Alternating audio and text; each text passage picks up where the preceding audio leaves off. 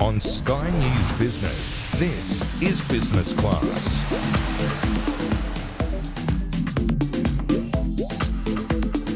Hi, I'm James Wilkinson and welcome to Business Class. Today's show is coming to you from New York City.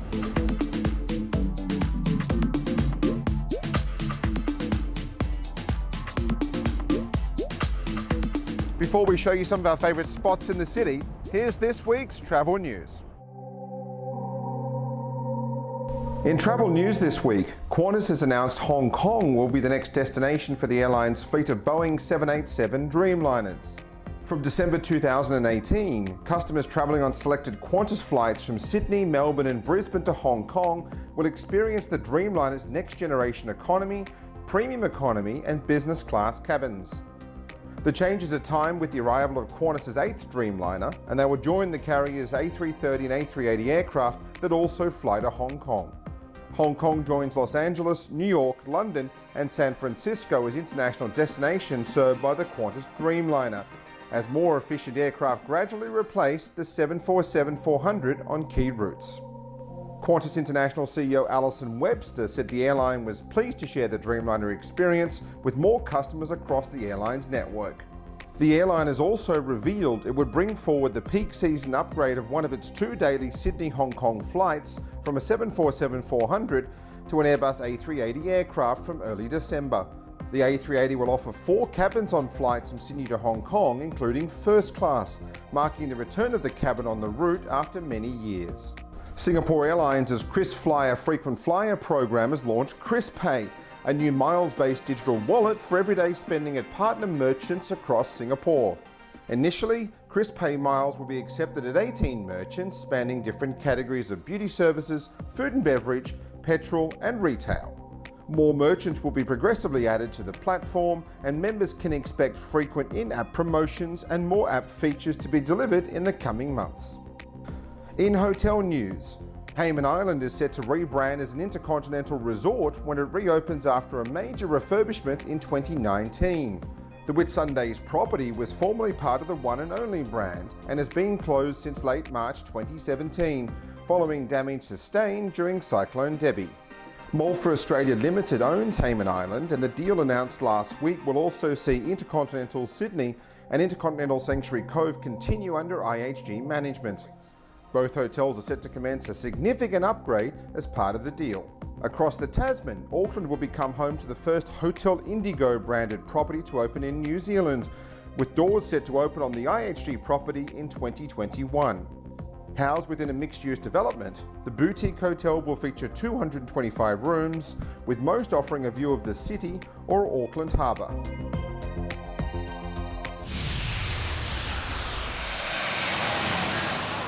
When it comes to airline lounges, American Airlines offers some of the best in the United States. Let's now check into their flagship lounge at John F. Kennedy International Airport here in New York. So here at the lounge, it really is about sort of having that dining experience before you fly, because on board you might want to sleep or you might want to work. Yes, that's absolutely true. You can have a full course meal here at the lounge before your flight and take that nap that you're looking forward to after a nice meal. And Americans really invested in JFK, hasn't it, from an airline perspective? Yes, absolutely.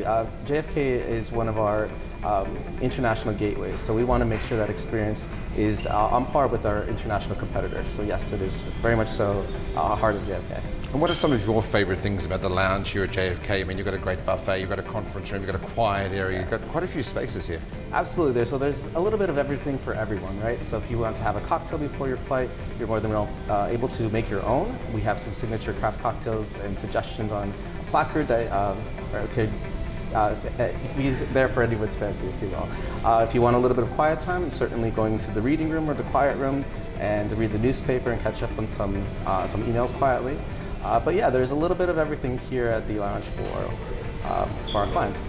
And if you look at that offering, I mean, this is really all about the really great business travel offering you guys have for corporate flyers as well. Yes, absolutely. Again, we cater to many different clients, but if you want the true flagship experience and the first class experience, it is our first class dining and our first class product. And obviously, one of the real priorities for the airline right now is that lounge network, really build it up as much as you can. Yeah, so we're concentrating the Flagship product in our international gateways. For example, here at JFK, also mentioned Miami. So a lot of where we have a large international presence, we want to have that lounge experience and that Flagship experience. And when we say, like, it was the first for an airline in the US to do the dining experience, I mean, this is a very different lounge proposition to 2 years ago. Yes, it's very much so. Very much so. We are looking constantly at ways to make the experience top-notch, and we listen to customer feedback, and we incorporate teams to make sure that we're making the right decisions for our customers. And local produce, local wine as well across your lounge network, especially here at JFK as well. Yes, so we do have locally sourced purveyors here for our products that we serve. For example, our Flagship burger is made from grass-fed beef that's brought into the lounge and actually served at all our locations. So that's a cool little fact. While that's exclusive to the JFK lounge, our Flagship burger is served at all our locations, but it's sourced from New York. Very important to have that local produce aspect in any food and beverage offering anywhere in an airport, but especially here in a Flagship lounge for you. Yeah, to your point, James, we also have a little bit of local flair for our other airports. For example, in Miami, you may find some Cuban influenced meals to cater to that type of departure city, as we would find a little bit local flair at all of the cities that we serve. And how's the feedback been so far since the lounge has opened? The feedback has been fantastic. We really get really high marks from our customers, and we are looking forward to serving them for the long run. Wonderful. Thank you for having us here. Thank you.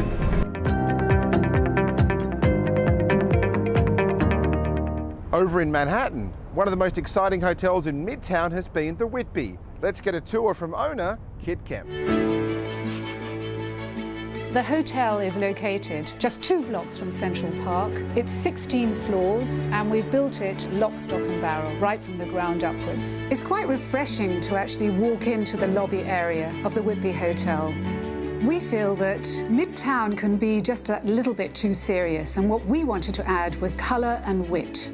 As you enter the hotel, on the right-hand side, you see a drift of colours, which is a wallpaper by Kate Blee, and an artwork by Joe Tilson. What I like about Joe Tilson's work is his love of mythology, ecology, and symbolism. He was a pop artist of the 70s, but someone working way before his time.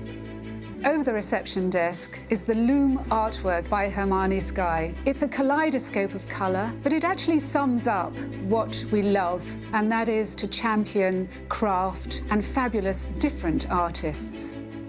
We have a grandfather clock between the lifts, and this is an art piece by Martin Bass. The grandfather is actually inside the clock, and every minute with his felt-tip pen, he's changing the time. All the rooms on the ground floor actually interlink, and there's always that wonderful length of view to draw you through to another environment or another feeling. So here we are in the drawing room. I wanted this to be a very calm and cozy room, and my love of fabrics is very evident in this room. There are a number of different ones that I've used, but one that is actually the most memorable is Friendly Flowers. If you look closely at the fabric, it's got little flowers with little smiling faces on, and the petals are settled in little handkerchiefs that fall down the face of the fabric, and so they fall down the face of the curtain. All the rooms on the ground floor are adjoining, and from the lobby you're looking through to the bar and to the restaurant. Above the bar is our installation of baskets from New Craftsman. They're a collection of 52 baskets from England, Ireland, Scotland and Wales, and they all tell their different little stories, whether it's Kent apple-picking horn, the flower seller's basket, or what was on the back of a donkey collecting fish in Scotland. No longer used, these baskets tell a story about how things used to be. In the bar at the Whitby, I've used patterns and colours that maybe shouldn't work together, but they do. There's always something satisfying about bending the rules. So opposite the bar, we have the Ramirez Saus, who's one of my favourite Spanish painters. It's a view which makes you think that you want to go on holiday immediately, with little birds and dogs and huge sofas overlooking the sea. To my mind, he's just a very lyrical artist. If you make a collection of anything, it suddenly becomes interesting. And we decided to make a collection of meat platters They're the large dishes that grandfather used to carve the meat on every Sunday. Framed in perspex with a black felt background, they suddenly become works of art in themselves. It's interesting to create different environments, and within this ground floor we have so many different areas. So going from our bar, we then go into the orangery at the back. Now this is a long room. It's a room which is good for a celebration. All along the back wall, we have the pièce de résistance of Martha Freud's pots, which are placed in all the niches. They're landmark buildings and bridges of New York, and etched into each pot is the design of the building itself. It's a glow that you can see from the front of the building right the way through to the back, and it unites a back wall and makes it into an inviting space to come into. I think the Whitby Hotel is a breath of fresh air in Midtown Manhattan. When you open the doors, you should be able to say, wow, I've arrived. And it's something that I'm going to remember, but somewhere that you want to return to time and time again. Coming up after the break, we check into some of the top spots in New York. You're watching Business Class on Sky News Business. Welcome back to Business Class. One of the newest and most talked about hotels here in New York is the 1 Hotel Brooklyn Bridge. Let's go inside. All right, Hans, we're here at the very futuristic 1 Hotel Brooklyn Bridge, which is environmentally friendly and very tech friendly as well. Yes, so I have the pleasure of being the general manager here at 1 Hotel Brooklyn Bridge. I just transferred actually from the 1 Hotel Central Park of this very rapidly a young brand. We also operate the 1 Hotel in South Beach in Miami. But yeah, this location is iconic. It's so special. We're right at the Brooklyn Bridge. We look at downtown Manhattan, and then we have the Statue of Liberty right on Brooklyn Bridge Park, which is just a massive piece of land right in front of us at the hotel, and then we are right on the water on the East River. So it's an amazing hotel. We have 195 rooms. We have a large amount of meeting space, meeting and event space. Then we have our rooftop bar and garden, and rooftop pool there as well. And then we have a bar on the 10th floor as well, which we call the Brooklyn Heights Social Club. And we have a restaurant called the Osprey, which is named after a local bird actually native to Brooklyn Bridge Park. And then we have our Neighbors, which is more like a coffee shop. And we have this incredible lobby with which is almost 3 stories tall, with a giant green wall in it, which is really fantastic. And an ideal location for those doing business in New York, being literally about a 5-minute drive from Lower Manhattan and Wall Street. Yeah, so there's, a lot of people think of Brooklyn as being far away from Manhattan. Some people joke that you need a passport to get to Brooklyn, but in reality you can cross over the Brooklyn Bridge or take a water taxi. And literally, in 5 minutes, you're in the financial district, downtown Manhattan. So a lot of people are starting to discover that now. The other interesting thing is that during the summer season, the hotel almost turns into a resort type of hotel. And then that is complemented by many groups that we have. We have all sorts of demographics in the hotel, young families, elderly couples, business people, you name it, and everyone stays here. So it's become a real destination for Brooklyn, which really fits in with the growth of Brooklyn, development of Brooklyn. Brooklyn has 2.7 million people living in it, and if it were a separate city, it would be the 4th largest city in the United States. So it's a massive part of New York City. And many of the neighborhoods in Brooklyn are actually developing and turning into highly desired environments for people to live in. A lot of people are actually moving from Manhattan into Brooklyn now. And if you look at being in Brooklyn, obviously you've got a very strong food and beverage background. A lot of very good restaurants and bars in Brooklyn. Yes. How does that relate with you guys? It ups the ante a bit from a hotel perspective. It does, and it's good. Competition is good.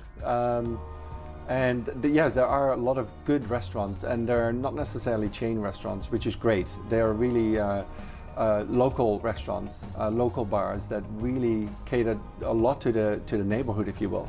So they're very comfortable places to be in.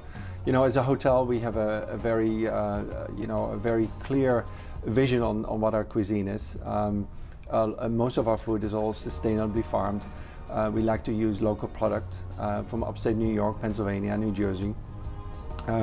We get food from a lot of small markets, small vendors, as opposed to big shipments of tinned food and jars of food. None of that is actually delivered to the hotel. So we're very, very connected to the brand in that sense. And look, if there's no tomatoes locally sourced, then we have no tomatoes.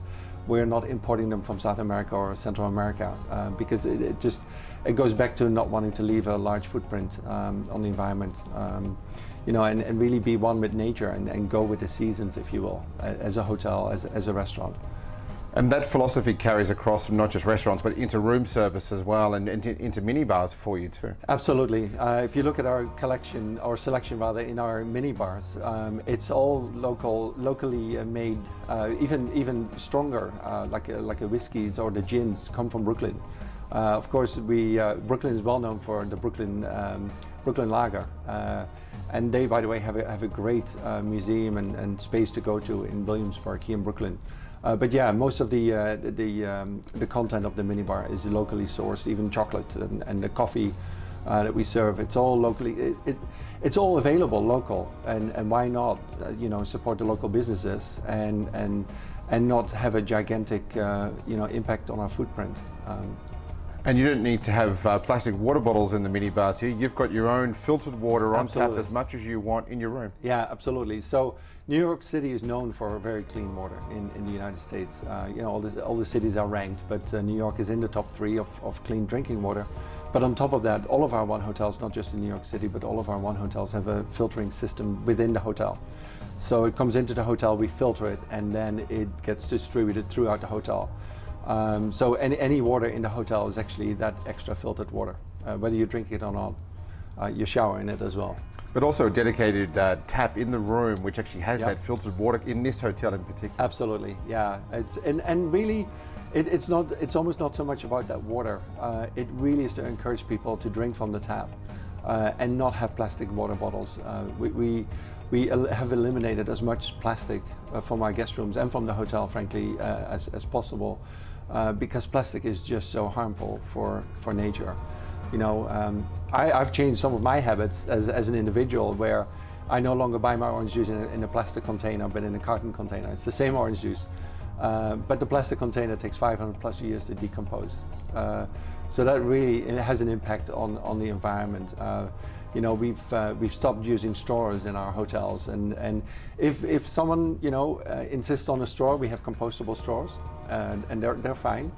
And most often, in the beginning, we were a little nervous when we pulled the straws, but once we share the story as to why we pulled the straws, the reaction has been amazing, where people feel, oh wow, I'm actually contributing to a greater cause. And that's really one of the reasons I love this brand so much as a hotelier.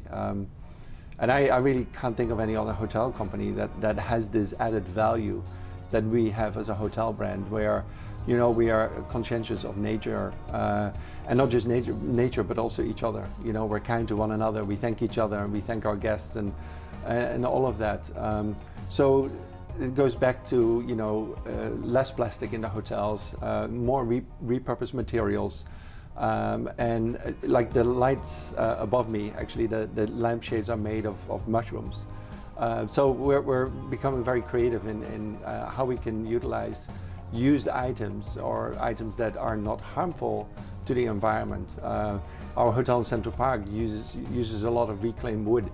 A lot of the wood in the lobby is from old barns in upstate New York. In the guest rooms, we have wood that is made of old water towers in New York City. So there's a lot of creativity, a lot of thought put into the design of the hotel, and that's also how we operate the hotels. And if you look at a few other elements of the hotel, you've got recycling bins on the floors, you've got living walls in the lobbies, you've got over 1,000 plants in this hotel. Yeah. Very green from a number of aspects, isn't it? Absolutely, and green is known to have an effect on our well-being. The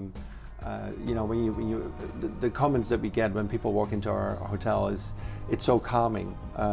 It's interesting, a couple of days ago I looked on one of our social media outlets, and a guest stated, wow, I walk into the hotel, and it happens both here in Brooklyn as well as Central Park, because they are in such a busy city, people feel they walk into an oasis, you know, and they are met by a lot of green, lush green that's alive. They see that we're watering the plants, and it's really an active, natural sort of environment. And people react to that. The amount of people that we see wanting to be in our lobby because they feel comfortable and at peace, if you will, is fascinating.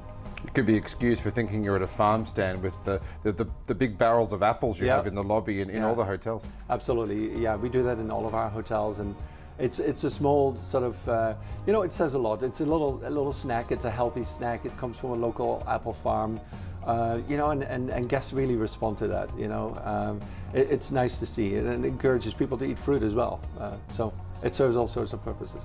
Now, when it comes to Brooklyn, have you got 4 or 5 favorite things that you would recommend in the area for business travelers coming here for 24 hours? Yeah, you know, and the good thing is it's all close by. So you have the iconic Brooklyn Bridge, and I think just walking it from one side to the other side is quite a feat by itself, and it's a great thing to do. It's healthy and it's fun, and you've got amazing views over the city. There's just nothing like it. Then we have Brooklyn Park right in front of us here. It's a massive piece of land, really, that they're almost done by 85–90%, and the park will be completely finished with all sorts of areas. You see families picnicking, there's basketball courts, there's rollerblading. It's a very active park as well, with movie nights and concerts and all sorts of activations, which is great. Obviously we're on the water side, so there's some kayaking right here around the corner as well that can be done. And then you have other places like the Barclays Center, you have Coney Island, you have the Brooklyn Brewery I mentioned earlier.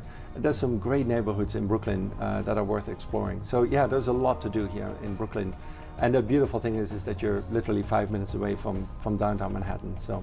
And grab a bike and go for a bit of a cycle, especially with the new parks that have just opened up. Absolutely, and more biking paths are showing up in both in Brooklyn and in Manhattan. So it's safe as well. So it's a great activity.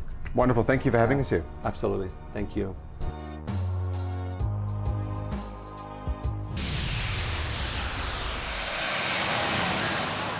Now let's check into some of our other favourite spots here in Brooklyn. Over in Williamsburg, the Wythe Hotel has been one of Brooklyn's most hip and happening hotels since its doors first opened in 2012.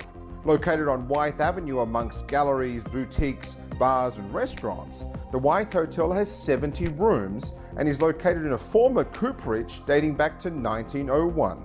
Impressively, the Wythe Hotel has its own lineup of bespoke handmade products and amenities, including Rudis robes, Public Supply notebooks and Goldie's bath amenities. In the mini bars, you'll find offerings from local purveyors, including gins, beers and snacks. Original factory features are expressed throughout the property, with a number of rooms having floor-to-ceiling windows with unrivaled panoramic views of the Manhattan skyline and the East River. Off the lobby, the hotel's restaurant Reynard features a wood-fired oven and grill, and a daily menu featuring American fare and seasonal cocktails. Up on the 6th floor, you'll find Ide's, a stylish bar and terrace with a view that's one of the best in New York City. Well, that's it from us in New York. Thanks for watching, and see you next time on Business Class.